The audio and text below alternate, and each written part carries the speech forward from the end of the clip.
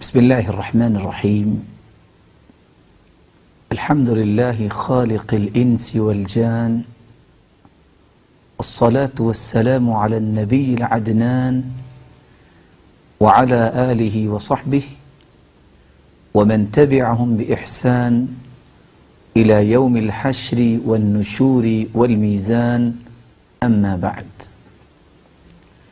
فأعوذ بالله من الشيطان الرجيم. شهر رمضان الذي أنزل فيه القرآن هدى للناس وبينات من الهدى والفرقان. ناظرین کرام، گزشتہ سے پیوستہ پچھلے درس میں ہم نے روزے کی اقسام کے متعلق گفتگو کی تھی. اللہ مالک الملک نے قرآن مجید کو مقدس مہینے رمضان المبارک میں نازل کیا، جس میں حق و باطل کی تمیز کی نشانیاں ہیں. اللہ جل شانہ نے سرتاج رسل محمد مصطفیٰ صلی اللہ علیہ وآلہ وسلم کو مبعوث فرما کر ہم پر احسان عظیم فرمایا ہے کہ جس ہستی نے صحابہ کرام کی تربیت کی اور امت کو ادب و آداب سکھانے کے لیے زندگی کے ہر پہلو میں سنہری معلومات ہم تک پہنچائیں. ایک مسلمان روزہ رکھتا ہے تو وہ اللہ کے رسول کی اس سنت کو زندہ کرتا ہے.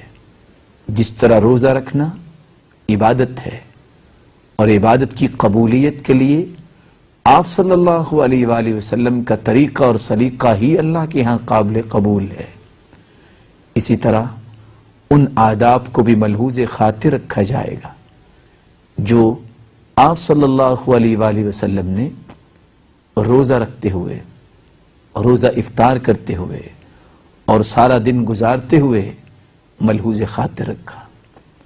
ایک مومن جب روزہ رکھتا ہے، روزہ رکھنا چاہتا ہے، اس کو چند آداب ملحوظ خاطر رکھنے چاہیے.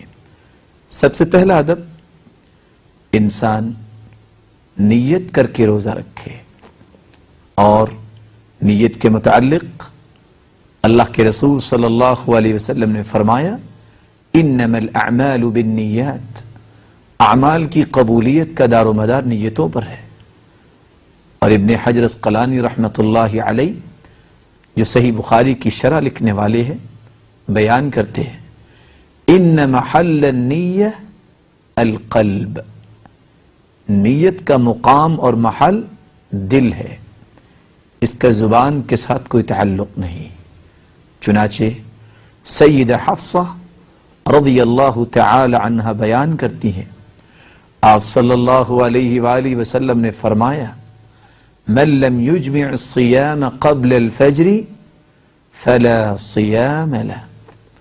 اور دوسری روایت میں الفاظ کچھ یوں ہیں من لم يبيت الصيام من الليل فلا صيام له. جو رات کو فرض روزے کے لیے نیت کر کے نہیں سوتا، جو رات کو یہ عزم نہیں کرتا، اس کا روزہ نہیں ہے. رات کا اطلاق صبح سے پہلے تک ہوتا ہے.